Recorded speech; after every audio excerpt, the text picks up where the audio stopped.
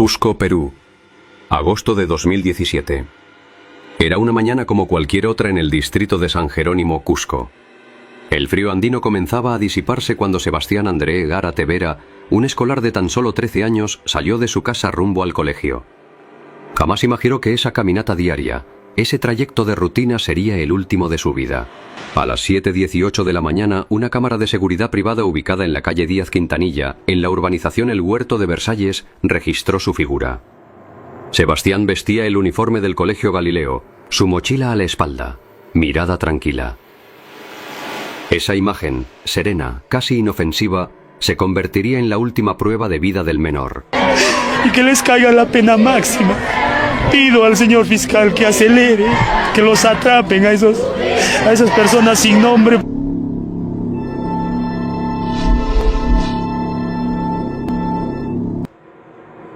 Pasaron las horas. En la escuela notaron su ausencia. No había llegado a clases. Algo no encajaba. Ese mismo día, alrededor de las 11:30 de la mañana, Claudia Vera Mamani, madre del menor, recibió una llamada escalofriante. Un hombre, con voz seria y amenazante, le dio una orden clara. Tenemos a tu hijo. Si quieres volver a verlo con vida, consigue $500,000. No avises a nadie. San Jerónimo se llenó de rumores. Algunos hablaban de trata de menores, otros de venganza, pero nadie imaginaba la verdad que estaba por descubrirse. La cifra exigida, $500,000, equivalente a aproximadamente $135,000 americanos, no solo era imposible de conseguir para la familia, también revelaba que el secuestro no era improvisado. Había planificación, intención y absoluta crueldad. Y ahí es donde me dice, lo tenemos a tu hijo, sé que tu esposo ha viajado, tu suegro está en el hospital, sé que tienes 2 niñas, sé que está tu mamá acá, normal, si no pagas, te lo mandamos en pedacitos. ¿Y qué está queriendo usted? Le digo, queremos 500,000. Claudia, superada por el miedo y la desesperación, rompió el silencio y acudió a la comisaría. Puso la denuncia por secuestro agravado el mismo lunes 21 de agosto de 2017 y el caso fue reportado de inmediato a la Fiscalía Provincial Penal de San Jerónimo. Más tarde, Claudia recibiría una segunda llamada. La voz al otro lado del teléfono le dio un ultimátum. Tenía plazo hasta el 23 de agosto para reunir el dinero. No habría más advertencias. Las autoridades iniciaron una búsqueda contrarreloj. Recolectaron registros telefónicos, revisaron cámaras de vigilancia, realizaron mapas con los posibles trayectos de Sebastián. El caso fue calificado como prioridad nacional. Cusco entero comenzaba a hablar del niño desaparecido. Pero los días pasaban y las respuestas no llegaban. Pero a pesar de la alerta, no hubo grandes movimientos oficiales durante los primeros días. Fue la propia familia quien se puso en marcha. Accediendo a las cámaras de seguridad municipales, los padres de Sebastián lograron rastrear el vehículo que se lo llevó. Un sedán rojo sin placas visibles que dio varias vueltas por el distrito antes de desaparecer. Pero no solo hallaron el auto. También, con la ayuda de conocidos y comerciantes de la zona, lograron identificar al conductor. El nombre era sorprendente. Wilfredo Peralta Jalire. Y tras él, otro nombre aún más impactante, Percy Peralta Jalire, el segundo secuestrador. Era nada menos que el tío político de Sebastián, esposo de Luisa Lima Vera, hermana de la madre del menor. Percy trabajaba junto a los padres de Sebastián en su negocio de autopartes y envases, ubicado en la misma casa donde vivían. Compartían comidas, celebraciones y una rutina diaria sin sobresaltos. Sin embargo, ese lazo familiar ocultaba una verdad oscura. La investigación estableció que entre el 27 y el 30 de agosto, las llamadas extorsivas fueron hechas desde un teléfono fijo ubicado en Cerro Colorado, Arequipa. Un lugar lejano, pero no imposible de alcanzar. Los hermanos Peralta habían huido con Sebastián y la mantenían en cautiverio. Los días pasaban y la angustia crecía. El 5 de septiembre, tras más de 2 semanas sin pistas claras, el Ministerio del Interior tomó una decisión radical. Los hermanos Peralta fueron incluidos en la lista de los más buscados. Se ofreció $30,000 de recompensa por información sobre su paradero. En paralelo, la familia de Sebastián, desesperada por la inacción, ofreció su propia recompensa. La presión pública aumentaba. Marchas, protestas y cadenas de oración comenzaban a movilizarse en Cusco. Todos exigían lo mismo: devuélvanlo con vida. Pero no llegaban más llamadas, no había negociaciones. El silencio, como un manto de plomo, cayó sobre el caso. Y entonces llegó el día que nadie quería. Domingo 17 de septiembre, provincia de Quispicanchi.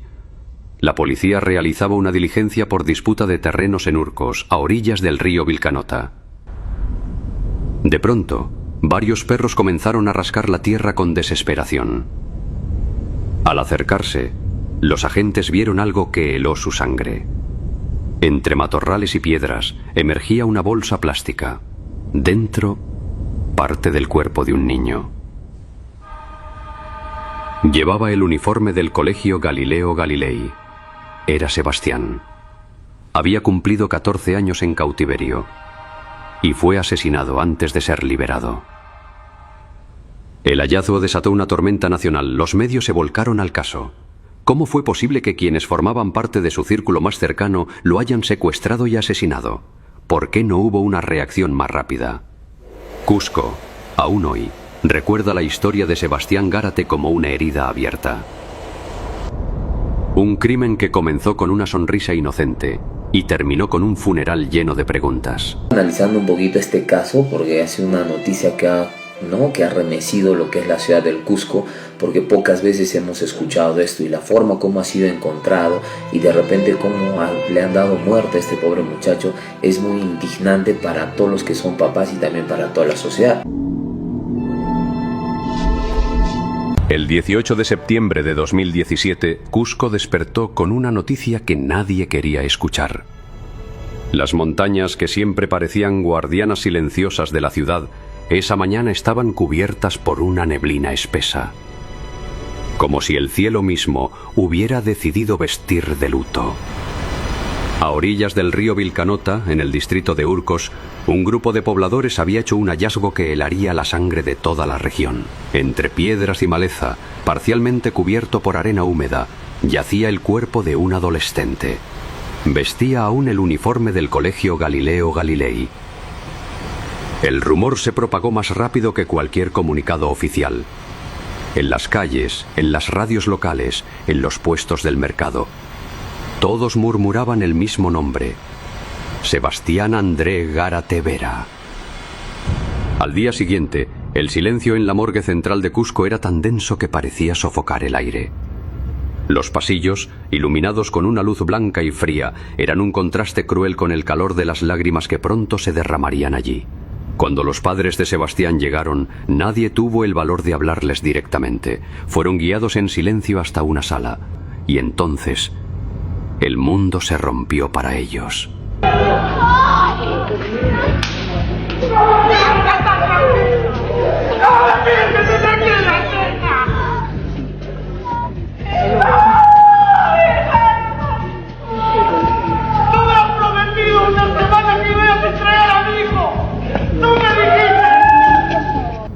La Fiscalía Provincial Penal de Cusco confirmó lo que todos temían: el cuerpo era de Sebastián. El informe forense fue frío, técnico, pero tras esas palabras había una verdad insoportable. Sebastián había sido estrangulado y golpeado repetidamente. Había cumplido 14 años en cautiverio y murió sin poder volver a casa. Miércoles 20 de septiembre. Desde temprano la ciudad comenzó a llenarse de personas vestidas de negro. El cortejo fúnebre avanzaba lentamente, encabezado por un ataúd blanco cubierto de coronas y ramos de flores. Cuando el cortejo llegó frente a la sede de la Fiscalía y de la policía, la madre de Sebastián detuvo su andar. Con el rostro enrojecido y la voz temblorosa, se dirigió no al cielo, sino a quienes ella consideraba responsables de la inacción. Yo puse la denuncia el día lunes. El día martes, en la mañana, a las 6 de la mañana, yo hice la llamada al número de los extorsionadores. Estaba prendido. No había geolocalización. ¿Por qué eso se ha demorado? El día miércoles me llama de la fiscalía diciéndome: señora, ¿usted tiene un hijo que está secuestrado? Sí, le digo, dígale al Ladiningri que me traiga la carpeta fiscal. Hasta el miércoles Yo estaba en nada de la primera semana. En San Jerónimo, cientos de personas acompañaron el féretro hasta el cementerio. El ataúd fue colocado en un nicho blanco, al que luego se silló con cemento fresco. Sobre la losa, familiares pegaron fotografías y flores, como un último acto de amor. El padre, incapaz de contener el dolor, se quebró ante todos. Hijo mío. Hijo mío. Espérame en el cielo.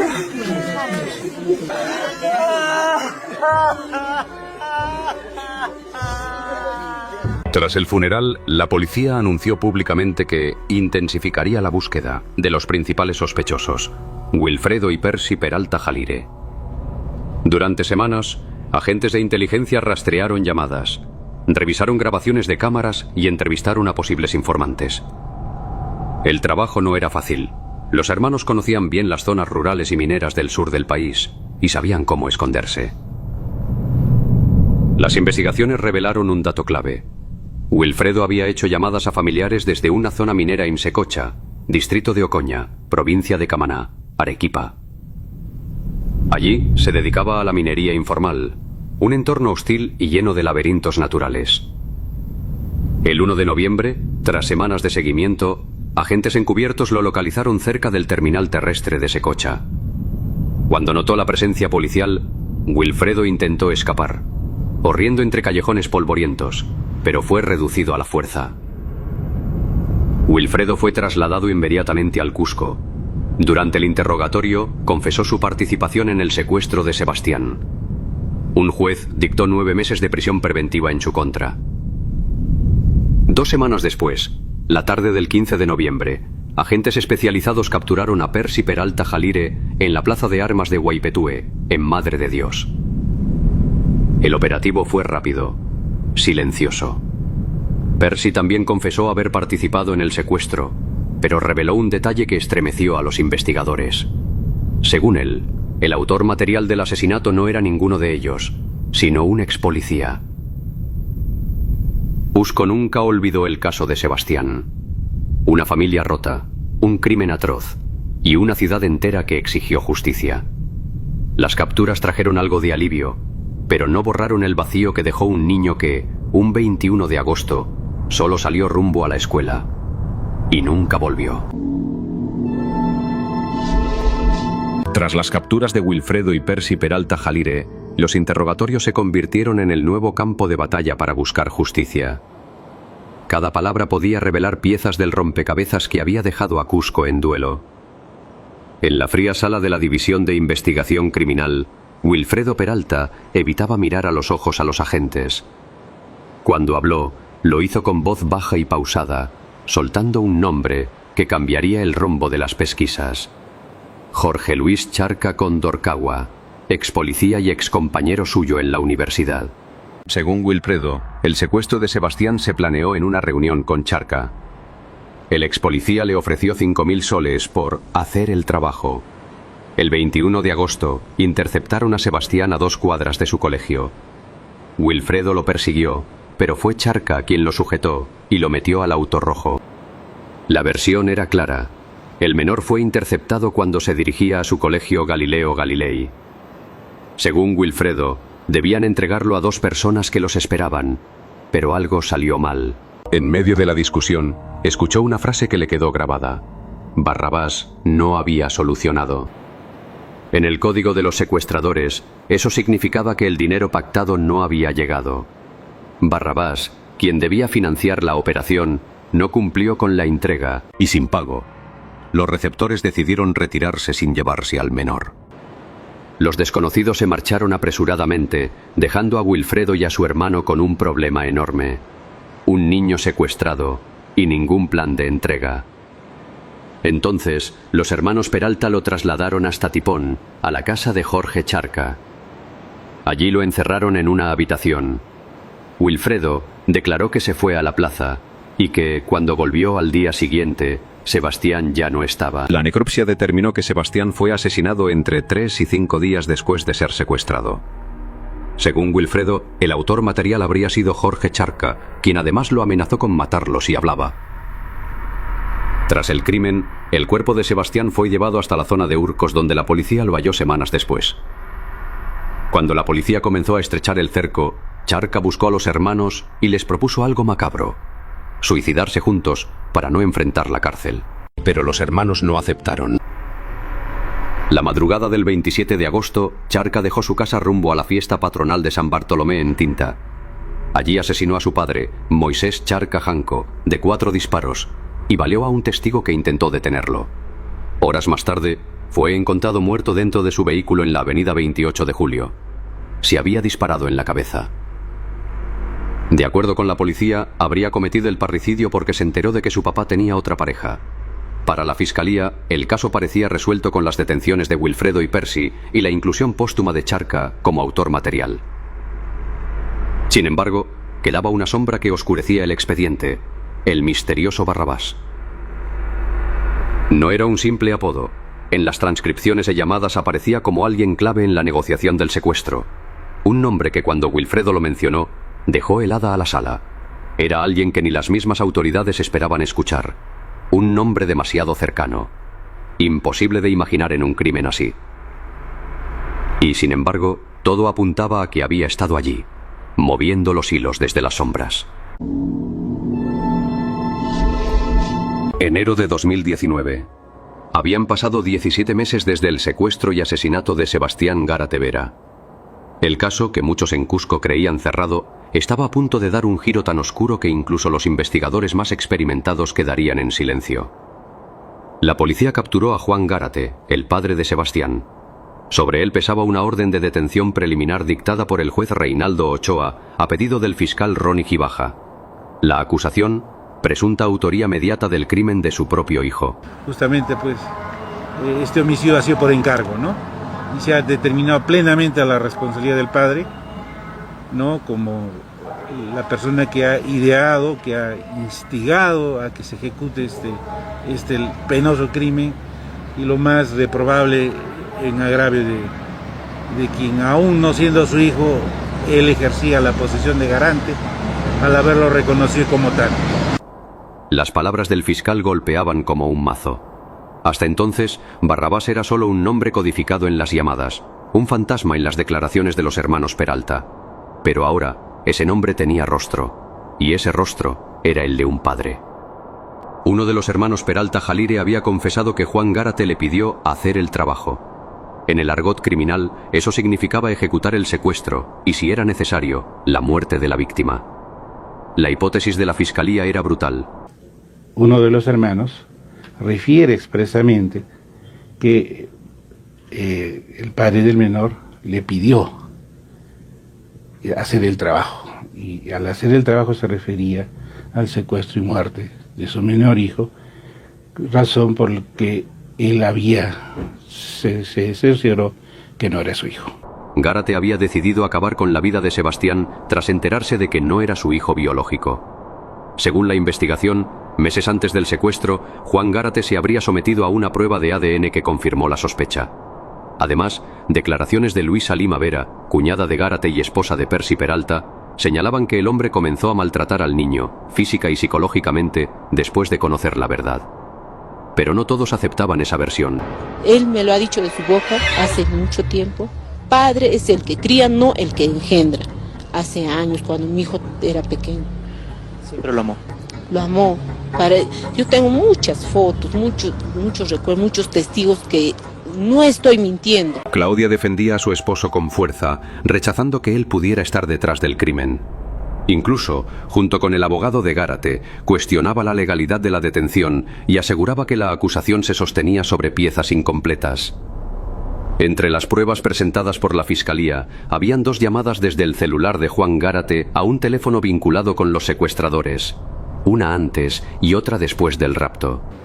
Y lo mismo se ha probado a plenitud, cómo es que el padre se contacta con el mismo teléfono de donde provenía las llamadas extorsivas, y posteriormente con un mismo teléfono público donde quien en vida fue Jorge Charca Condorcagua, ex policía, pues bueno, también tuvo un contacto antes de que este se autoeliminara.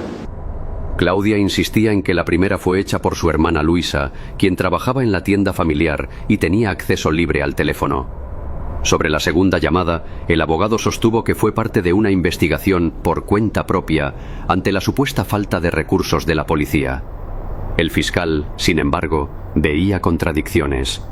Si realmente había actuado siguiendo recomendaciones policiales, ¿por qué no informó de inmediato sobre esa comunicación? Para Gibaja, la coartada no resistía el escrutinio. La defensa de Gárate contraatacaba, asegurando que todo era una conspiración motivada por resentimientos personales. Afirmaban que Luisa Lima Vera lo implicó por venganza, tras ser despedida del negocio familiar y por haber impulsado la captura de los hermanos Peralta. El caso llegó a una audiencia clave el 26 de enero de 2019.